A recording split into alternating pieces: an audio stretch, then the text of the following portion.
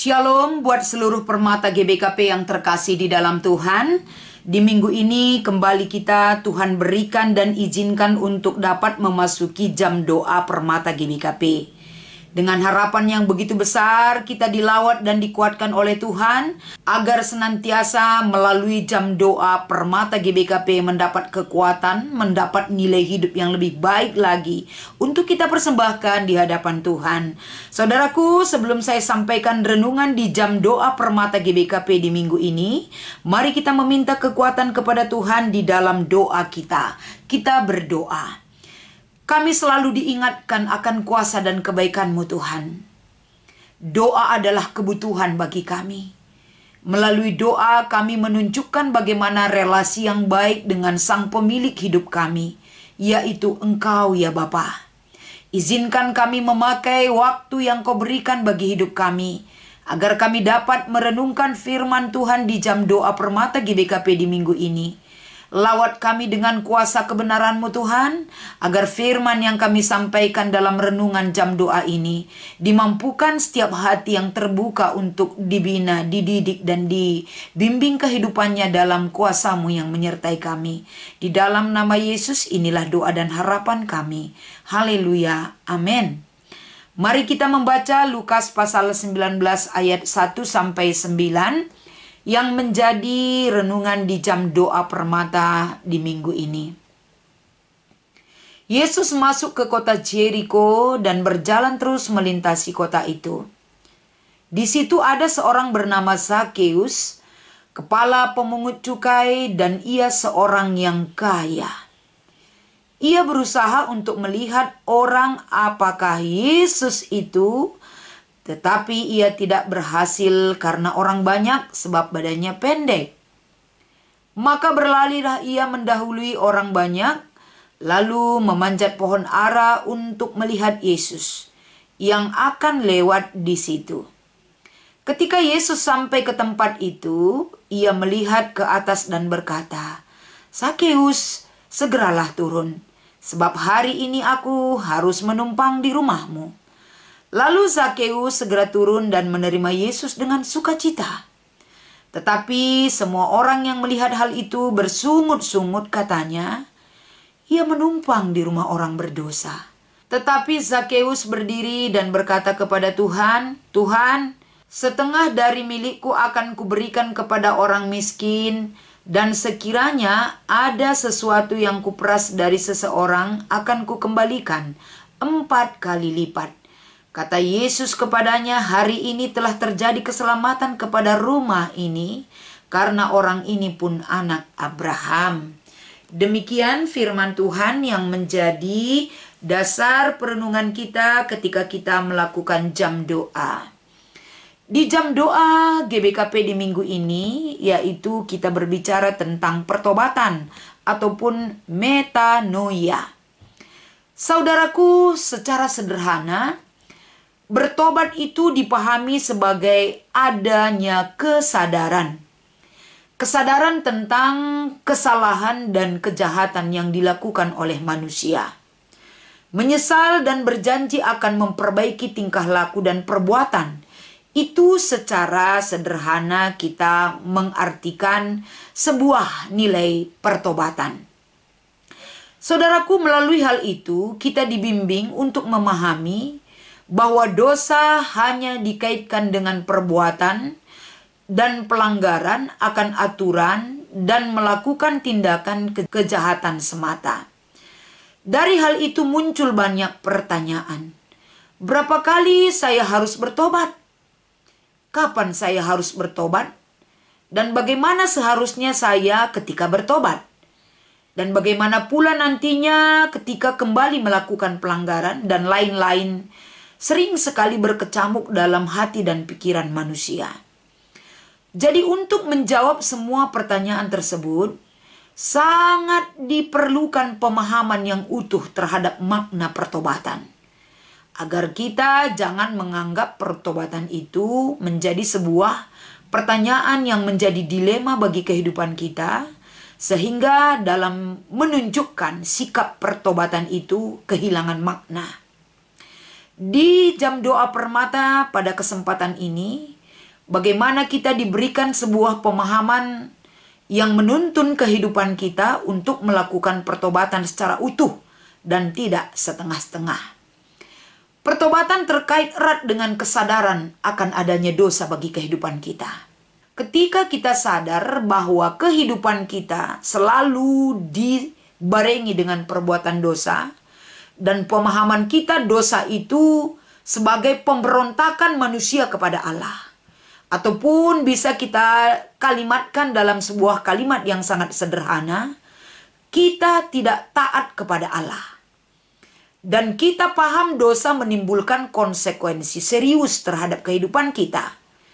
Jadi manusia menjadi satu hal yang menggiring kepada kehidupan kematian di mata Tuhan.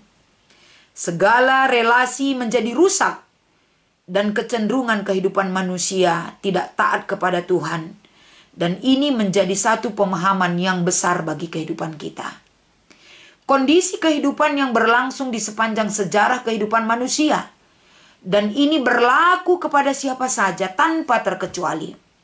Saudaraku, di minggu ini di jam doa permata, kita diingatkan pada pemahaman tersebut dan menggiring kehidupan kita untuk bertobat.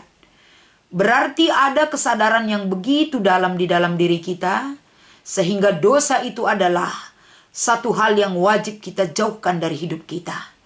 Kita tidak boleh memberontak dan jauh dari hadapan Tuhan. Kita harus digiring kehidupan kita agar senantiasa hidup kita dan dipulihkan oleh pertobatan yang sesungguhnya.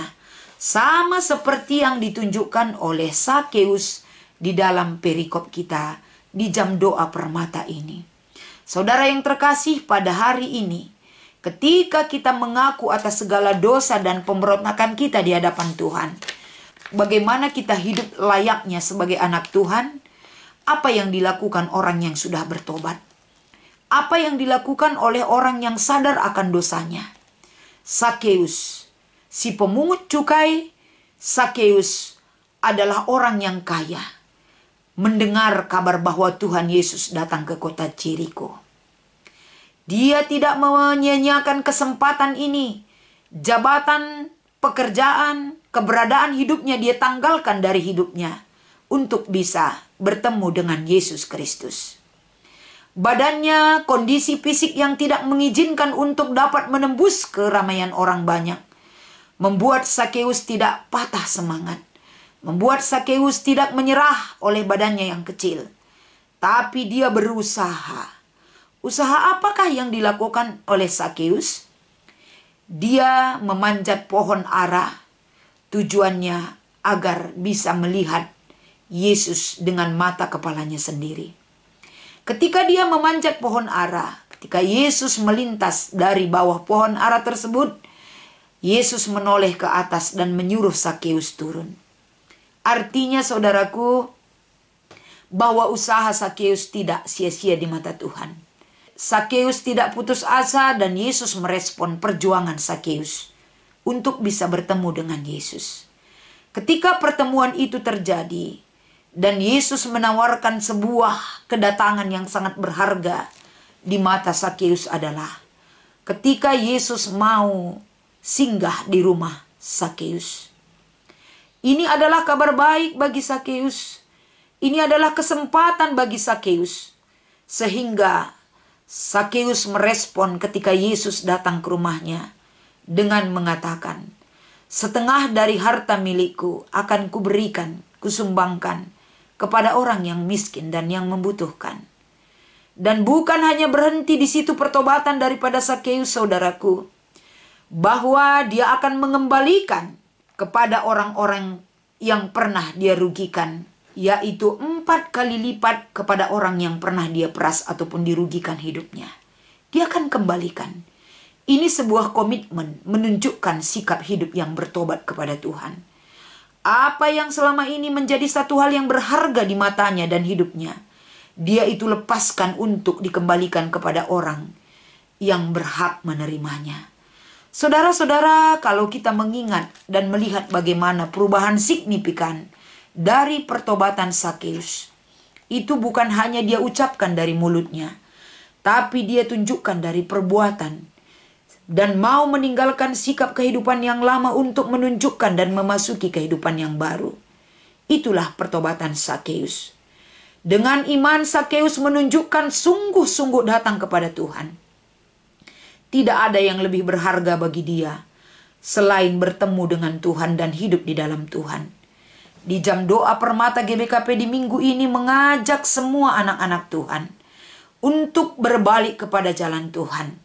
Sebab siapa saja yang berbalik ke jalan Tuhan akan memperoleh keselamatan bagi orang-orang yang sudah bertobat.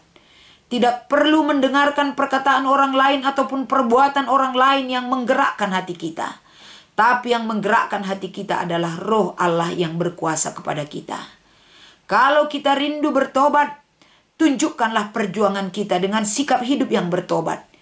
Tanpa ada rasa malu, tanpa ada rasa sungkan. Serahkan diri dan perbuatan yang tidak baik, agar kita dipulihkan dan diperbaiki kehidupan kita dalam persekutuan kita kepada Tuhan. Saatnya di jam doa permata ini, saudara-saudaraku, kita sadar dan mengaku kepada Tuhan dan memiliki kerinduan untuk mengikut jalan Tuhan. Jangan sia-siakan hidupmu, hai permata. Pakailah hidupmu semasa mudamu dan semasa tuamu kelak, bahwa kamu sudah diperbaharui hidupmu dalam sebuah pertobatan yang tetap kamu imani dan jalani sepanjang hidup kamu. Demikianlah firman ini menguatkan seluruh kehidupan permata. Doakan apa yang kamu harapkan agar Tuhan bekerja bagi hidup kami.